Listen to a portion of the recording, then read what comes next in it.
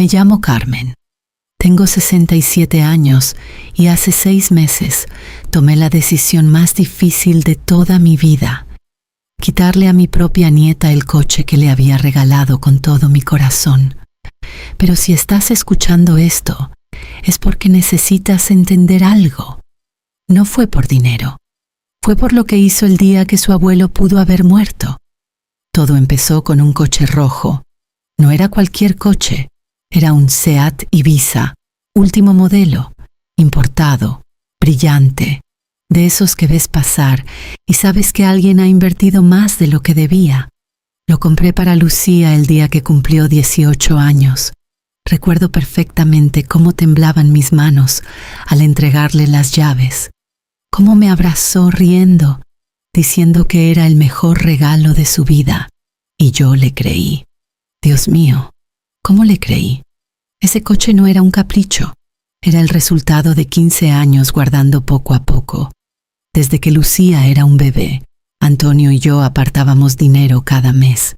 No éramos ricos, nunca lo fuimos, pero queríamos que ella tuviera algo que nosotros nunca tuvimos: una ventaja, una ilusión, un comienzo diferente. Pensaba que ese coche era amor convertido en metal. Pensaba que ese coche significaba familia. Me equivoqué. 20 días después, Antonio se desplomó en la cocina. Eran las 4 de la tarde. Yo estaba en el dormitorio, peinándome para salir, cuando escuché el golpe. No fue fuerte, pero fue seco. Ese sonido que te atraviesa el pecho porque sabes que algo no está bien. Corrí. Lo encontré en el suelo, con la boca torcida y los ojos perdidos en el techo. Tenía 73 años, pero en ese momento parecía un anciano frágil, indefenso, como si todo el peso de su vida le hubiera caído encima de golpe. No pensé, no tuve tiempo. Busqué las llaves de mi coche y recordé que estaba en el taller. Llamé al centro de salud. La voz de la enfermera fue clara: tráigalo ya, no espere. Y entonces sentí el vacío. Ese momento en el que sabes que necesitas ayuda y solo hay una persona que puede dártela: Lucía, mi nieta. La misma a la que 3 semanas antes le había entregado ese coche como si le estuviera entregando el mundo. Marqué su número. Sonó. Y cuando contestó, lo supe antes de que hablara.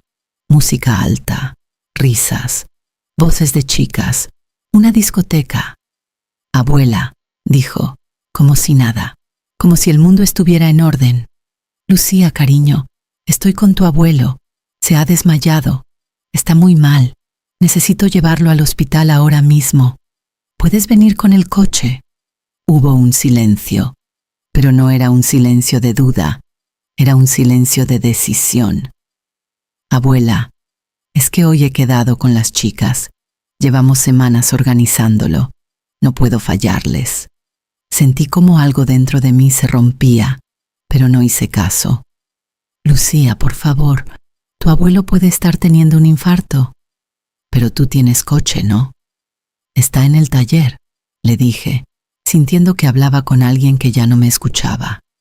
Pues pide un Uber. Si es tan urgente, pídelo. Pero yo no puedo dejar mi vida por esto. Tengo planes. Esas palabras, tengo planes, se quedaron suspendidas en el aire como algo que ya no se puede recoger. No grité, no discutí, porque en su tono entendí algo peor que el rechazo. Entendí indiferencia, como si yo fuera una molestia, como si su abuelo fuera un inconveniente. Está bien, hija, está bien, colgué. Pedí un Uber con Antonio casi inconsciente a mi lado. El trayecto fue eterno. Cada semáforo en rojo me parecía una sentencia, cada minuto una amenaza. En urgencias me dijeron que había sido un accidente cerebrovascular leve, no mortal, pero pudo haberlo sido.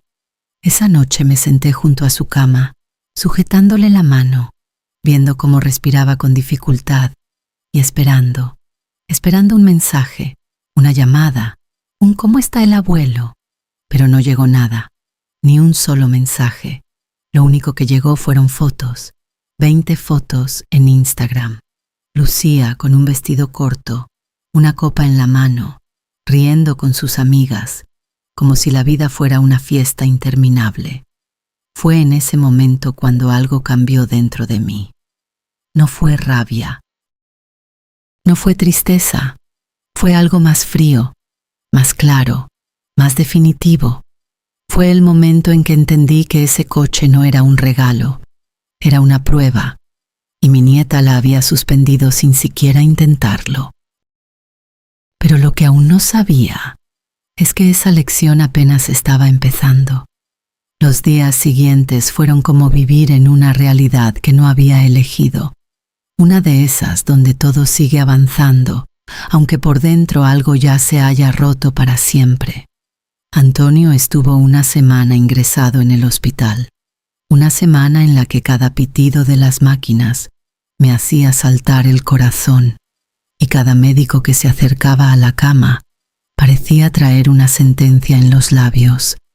Al final dijeron que había sido un ictus leve, que habíamos tenido suerte, que con medicación y cuidados podría seguir con una vida normal, pero nadie habla de lo que eso le hace a una familia por dentro. Nadie habla del miedo que se queda a vivir contigo después, de cómo cada silencio se vuelve sospechoso, de cómo empiezas a mirar a la persona que amas como si en cualquier momento pudiera desaparecer. Yo salí de ese hospital con una bolsa llena de recetas y una sensación que no supe nombrar al principio. No era tristeza, no era enfado, era algo más frío, más ordenado, como si mi mente hubiera empezado a poner cada cosa en su sitio sin pedirme permiso.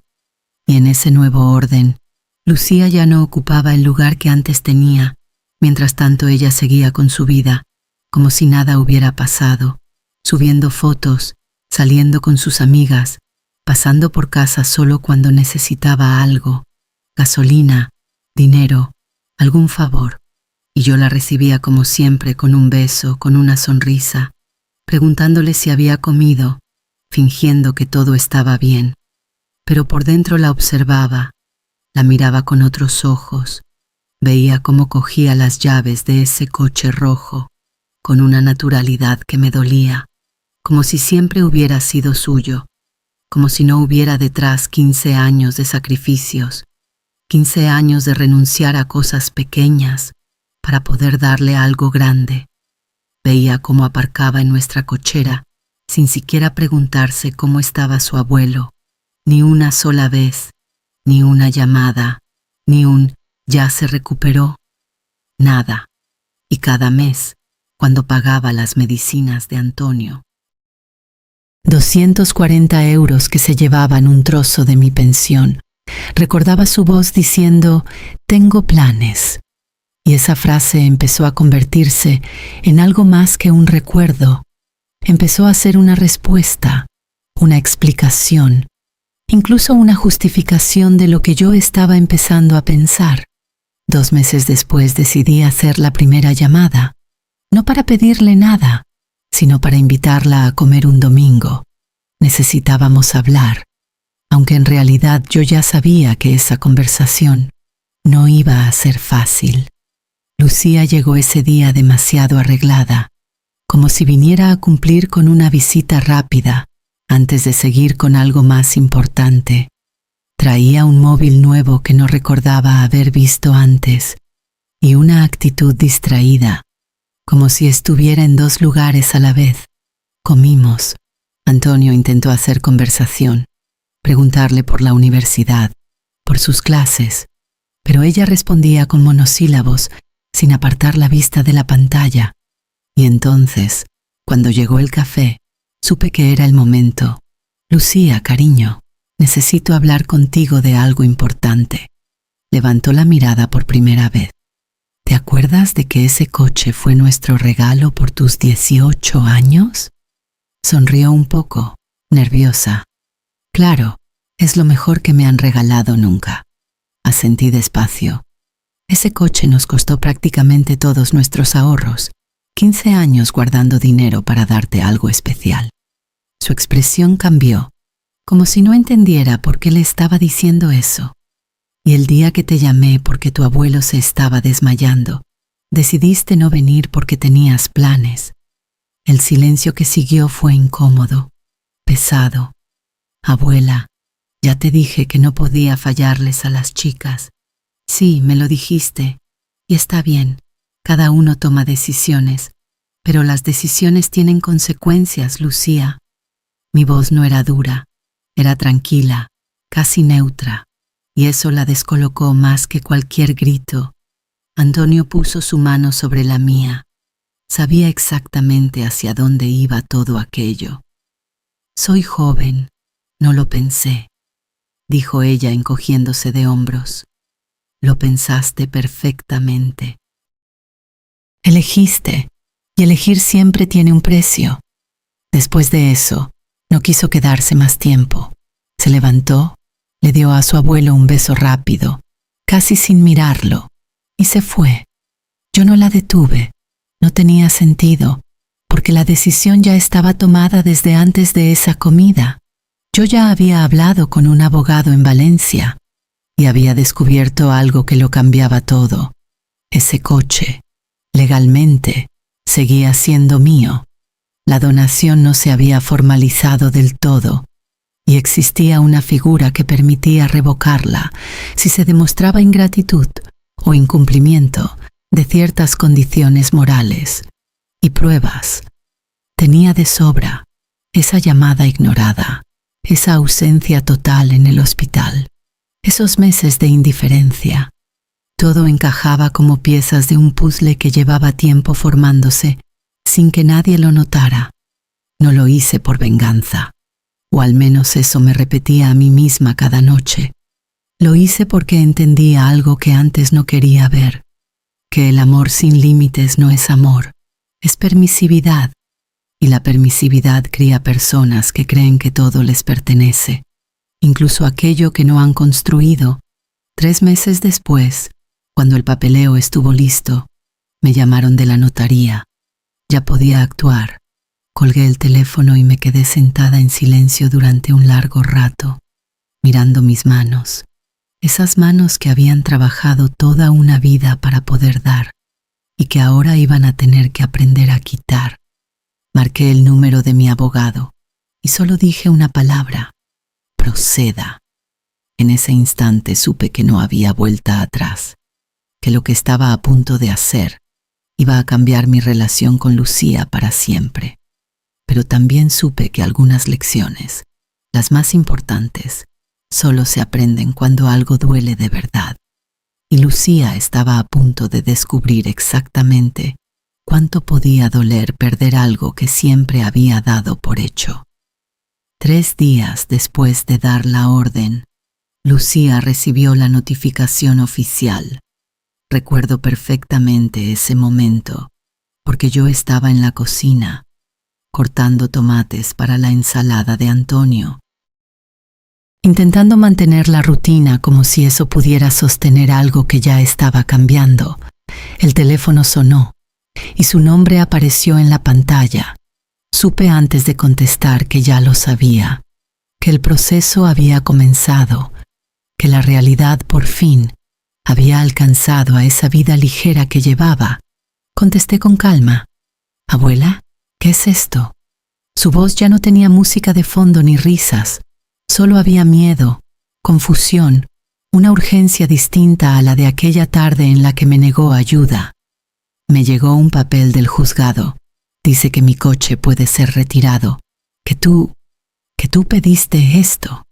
Cerré los ojos un segundo, no por dudar, sino para sostenerme. Sí, Lucía, lo pedí. Hubo un silencio largo, uno pesado, como si el mundo se hubiera detenido entre nosotras. ¿Pero por qué? Esa pregunta no era inocente, era desesperada, porque ese coche no era solo un regalo, era una confianza, y tú la rompiste. Escuché cómo respiraba más rápido, cómo intentaba encontrar palabras que no tenía. Pero eso no es justo, abuela. Tú me lo diste, es mío. Negué con la cabeza aunque no pudiera verme. No, Lucía, no es así. Nada es completamente tuyo cuando viene del sacrificio de alguien más. Todo lleva una responsabilidad, y tú decidiste ignorarla. Empezó a llorar, un llanto entre rabia y miedo. Me estás arruinando la vida. ¿Cómo voy a ir a la universidad? ¿Cómo voy a trabajar? Sus preguntas eran prácticas, inmediatas, centradas en ella, y eso confirmó todo lo que ya sabía. Vas a hacer lo mismo que hice yo cuando más lo necesitaba. Vas a buscar soluciones. Vas a aprender que no puedes dar por hecho lo que no construiste. Eres cruel, dijo entre sollozos. Esa palabra me atravesó, pero no me rompió, porque ya estaba preparada para eso. Tal vez, pero alguien tenía que enseñarte esto. Colgué antes de que pudiera seguir, no porque no quisiera escucharla, sino porque sabía que en ese momento ninguna de las dos iba a decir algo que ayudara. Esa misma tarde mi abogado me llamó para confirmar que el proceso seguía su curso, que en 72 horas el coche podía ser retenido si ella no se presentaba, que todo estaba en orden, que legalmente teníamos una base sólida. Colgué y me quedé mirando la ventana de la cocina, viendo cómo el sol caía lentamente sobre el patio, y por primera vez en mucho tiempo sentí paz. Una paz extraña, incómoda, como la que llega cuando tomas una decisión irreversible, pero correcta. Los días siguientes fueron un silencio constante. Lucía no volvió a llamar, no vino a casa, no hubo mensajes, y ese vacío empezó a ocupar un espacio real en mi vida, uno que antes estaba lleno de pequeñas demandas, de favores, de su presencia intermitente. Antonio lo notó, claro que lo notó. Una noche, mientras estábamos en la cama, con la luz apagada y el sonido lejano de la calle, entrando por la ventana, me preguntó, ¿te arrepientes? La pregunta quedó flotando en la oscuridad. No respondí de inmediato, porque la respuesta no era simple. La echo de menos, dije al final, y él apretó mi mano. Eso no es lo mismo que arrepentirse. Tenía razón, y eso era lo más difícil de todo, que podía quererla, extrañarla, y aún así saber que lo que estaba haciendo era necesario. Una semana después apareció en la puerta. No llamó, golpeó, con esa urgencia que viene del descontrol. Abrí, y casi no la reconocí. No era la chica arreglada y segura de sí misma que había visto en el restaurante. Era alguien distinta, con los ojos hinchados, el cabello desordenado, la ropa arrugada. Parecía más pequeña, más vulnerable. No voy a entrar, dijo antes de que pudiera decir nada. Solo vine a decirte que eres la persona más cruel que conozco. Asentí despacio, dejando que sacara todo lo que llevaba dentro. ¿Cómo pudiste hacerme esto? Ese coche era mío. Tú me diste las llaves. Sí, te las di, respondí con calma, aunque por dentro cada palabra pesaba, porque creía que entendías lo que significaba, pero no era así. Entonces admítelo, es injusto. Sus hombros temblaban. No, Lucía. Injusto fue que tu abuelo estuviera en el suelo y tú eligieras una fiesta. Injusto fue que ignoraras lo que hicimos por ti como si fuera una obligación. Se quedó en silencio, respirando rápido, intentando sostener la mirada. ¿Y ahora qué? ¿Qué quieres? ¿Que sufra? Esa pregunta, por primera vez, no llevaba rabia, llevaba algo más cercano al miedo real. Quiero que entiendas, respondí, y en ese momento lo dije con total honestidad. Quiero que entiendas que el amor no es automático, que se cuida, que se responde, que se devuelve. Sus ojos se llenaron de lágrimas otra vez, pero esta vez no gritó, no insultó, solo bajó la mirada. Lo siento, dijo en voz baja, pero negué suavemente. Lo sientes ahora cuando hay consecuencias. Lo difícil es hacer lo correcto cuando nadie te obliga. Cerré la puerta con suavidad, no con rabia, sino con una tristeza firme. de esas que no desaparecen rápido, escuché sus pasos alejándose por el pasillo, y aunque me dolía más de lo que podía admitir, también supe que ese era el punto exacto donde empezaba el verdadero cambio, no el legal, no el del coche, el suyo. La audiencia fue 2 semanas después, y llegó como llegan las cosas importantes, sin ruido, pero con un peso que se siente desde el momento en que te despiertas. Esa mañana me levanté antes de que sonara el despertador. Me quedé sentada en la cama mirando la pared durante unos minutos, como si necesitara convencerme una vez más de que todo aquello estaba pasando de verdad. Antonio me preparó café sin decir mucho. Solo me miró con esa calma que siempre ha tenido, como si entendiera que hay batallas que uno tiene que pelear en silencio. Salimos de casa juntos. El camino al juzgado en Valencia se me hizo corto y largo al mismo tiempo.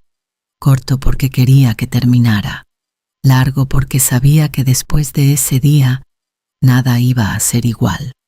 Cuando llegamos, Lucía ya estaba allí con su madre, mi hija, que me miró con una mezcla de reproche y decepción que dolía más de lo que esperaba, como si en su mente yo hubiera cruzado una línea que una madre no debería cruzar jamás.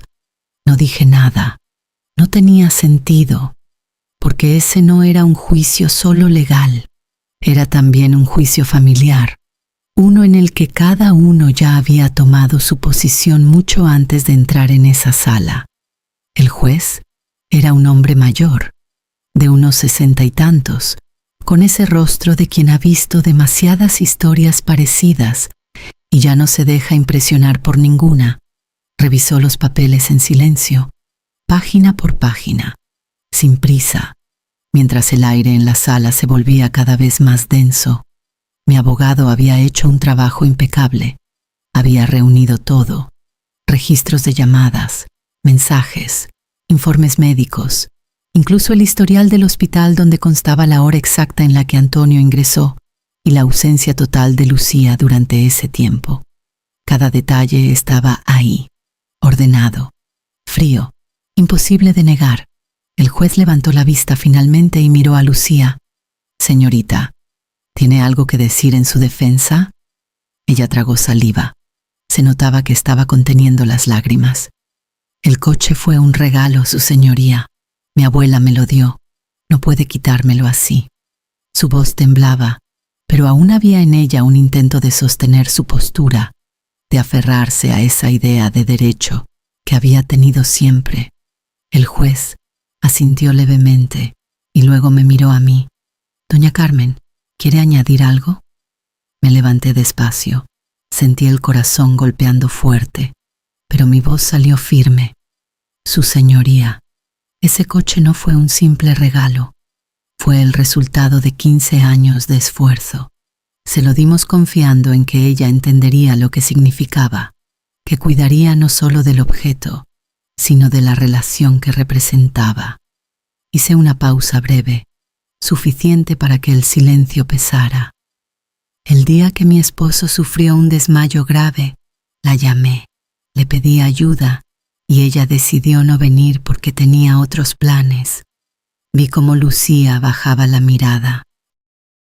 Ese día entendí que la confianza había sido ignorada, que lo que para nosotros era un acto de amor, para ella era solo algo que podía usar sin responsabilidad. El juez juntó las manos sobre la mesa, pensativo.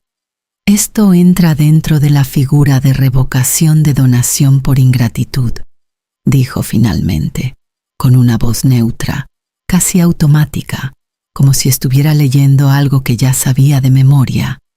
«La jurisprudencia es clara. Cuando se rompe la confianza básica que sustenta el acto de donación, este puede ser revertido». Miró a Lucía una vez más. «Usted negó ayuda a su abuela en una situación potencialmente grave. Eso constituye una falta significativa dentro del vínculo familiar». El silencio que siguió fue absoluto, como si el aire se hubiera detenido. «Por lo tanto, la donación queda revocada», y el vehículo regresa a su titular original. Fueron pocas palabras, pero suficientes para cambiarlo todo. Lucía se derrumbó en la silla. Su madre la abrazó, murmurándole algo que no alcancé a escuchar. Mi abogado me tocó el hombro en señal de que habíamos ganado. Pero esa palabra, ganar, no se sentía como esperaba. Salimos de la sala y el sol me golpeó en la cara con una claridad casi dolorosa. Y fue ahí, en ese instante, cuando entendí la verdad que nadie te dice. Ganar una batalla contra alguien a quien amas siempre implica perder algo también, porque desde ese momento esa persona te va a mirar diferente, va a recordar ese día como una herida, y aunque el tiempo pase, aunque las cosas cambien, hay algo que no vuelve a ser igual. Las semanas siguientes confirmaron eso. Lucía dejó de venir, dejó de llamar, desapareció de nuestra vida como si hubiera decidido borrar ese capítulo por completo. La veía a veces en redes sociales, sonriendo, viajando, viviendo su vida, pero nunca con nosotros, nunca una mención, nunca un gesto, y ese vacío se convirtió en parte de nuestra rutina. Antonio se recuperaba bien. Los médicos decían que tenía muchos años por delante si se cuidaba. Y nosotros empezamos a valorar cada día como si fuera un regalo que casi nos habían quitado. Pero en medio de esa nueva calma, había algo que no terminaba de encajar. Una ausencia constante, una sensación de que el precio de aquella lección había sido más alto de lo que yo había imaginado. Mi hija intentó hablar conmigo varias veces, diciendo que tal vez ya era suficiente, que Lucía había aprendido, que no era necesario seguir tan firmes, pero yo sabía que no se trataba de castigar. Nunca se trató de eso. Se trataba de algo más profundo, de entender que hay decisiones que cambian el rumbo de una relación y que no se pueden deshacer con un simple «lo siento». El tiempo pasó, lento al principio, luego casi sin darme cuenta, hasta que un día, exactamente 6 meses después de todo aquello, alguien llamó a la puerta. Abrí la puerta y allí estaba Lucía, sin avisar, sin mensajes previos, sin esa distancia fría de los últimos meses. Estaba de pie en el rellano con un pastel de chocolate en las manos y una caja pequeña envuelta en papel sencillo. Y por un segundo vi a la niña que corría por esta misma casa, con las rodillas raspadas y la risa fácil, pero solo fue un segundo, porque lo que tenía delante ya no era una niña, era alguien que había aprendido algo que no se enseña en ninguna escuela.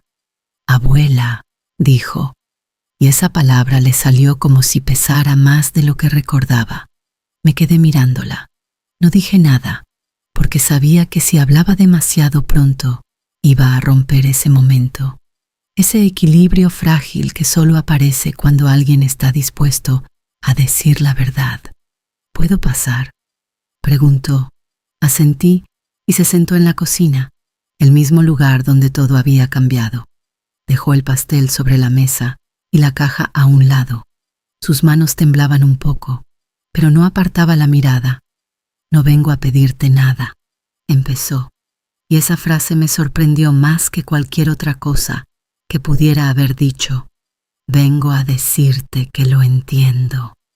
Respiró hondo, como si cada palabra tuviera que atravesar algo antes de salir. «Ese día elegí salir de fiesta en lugar de estar contigo, y eso no tiene justificación, ninguna». Su voz no buscaba excusas, no buscaba suavizar lo ocurrido, solo lo decía tal como fue, y eso, más que cualquier disculpa, me dijo que algo había cambiado de verdad. Pensaba que siempre ibais a estar ahí, que nada os iba a pasar, que tenía tiempo para todo.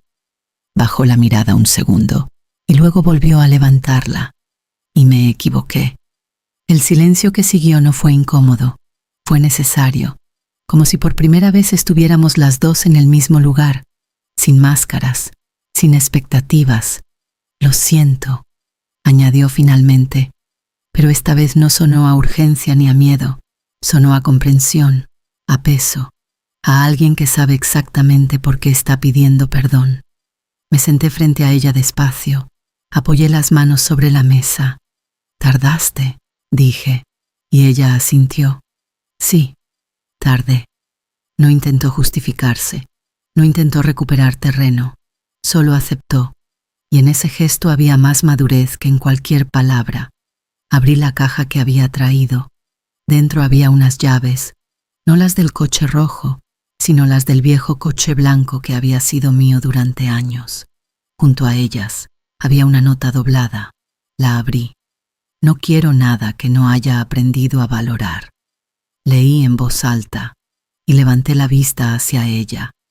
«Quiero empezar desde donde debería haber empezado». Tragué saliva, porque en ese momento entendí que la lección había llegado al lugar correcto.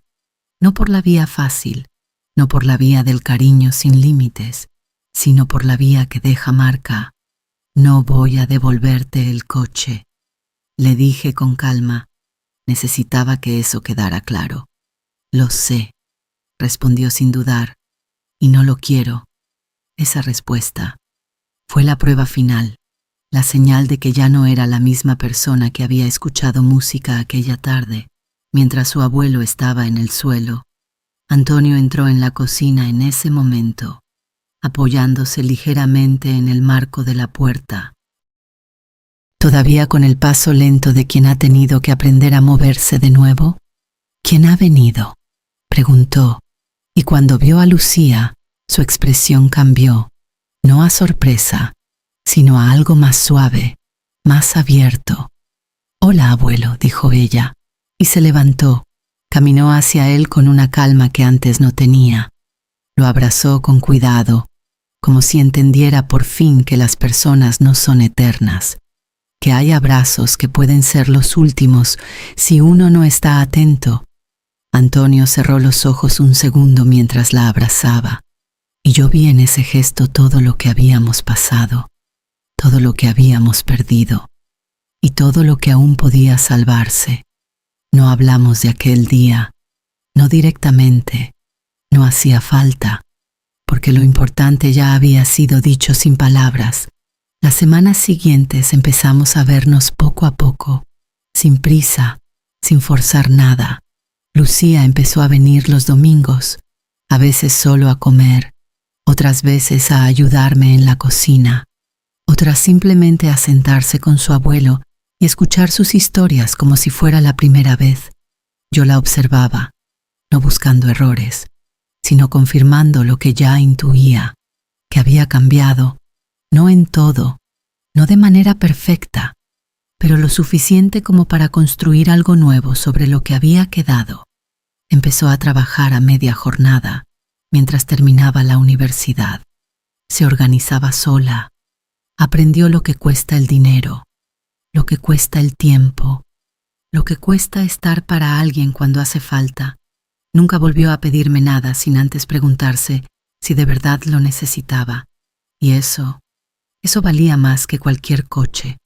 Antonio cumplió 80 años en otoño. Lo celebramos en casa, nada grande, nada ostentoso, solo nosotros, la familia que decidió quedarse incluso cuando las cosas se pusieron difíciles. Lucía llegó temprano ese día, con otro pastel, hecho por ella misma esta vez, no comprado. Lo dejó en la mesa con una sonrisa tímida. Esta vez no me costó 15 años, pero sí varias tardes intentándolo, dijo, y todos reímos, y en esa risa había algo ligero. Algo que no sentíamos desde hacía mucho tiempo. Cuando Antonio sopló las velas, la miró y dijo, «Gracias por estar aquí». Y ella respondió sin dudar, «Gracias por seguir aquí». Esa diferencia, ese cambio de perspectiva, fue todo. A veces la gente me pregunta si valió la pena, si todo ese dolor, esa ruptura, ese proceso legal, valió realmente la pena. Y la respuesta no es sencilla, porque sí, Lucía aprendió. Antonio y yo recuperamos algo que creíamos perdido. Yo recuperé mi voz, mi derecho a poner límites, pero también perdimos una versión de nuestra familia que ya no va a volver. Y eso también duele. Lo que aprendí es que amar no es proteger a alguien de las consecuencias, es acompañarlo mientras las enfrenta, es tener el valor de decir hasta aquí cuando hace falta, incluso si eso significa que durante un tiempo te vean como el villano de su historia, porque al final, si la lección llega, si el cambio es real, si esa persona vuelve no por necesidad, sino por elección, entonces, y solo entonces, entiendes que no perdiste, que simplemente transformaste algo.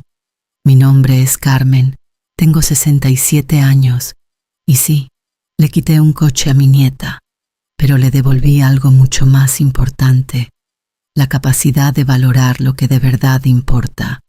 Y eso, aunque cueste todo lo demás, siempre merece la pena.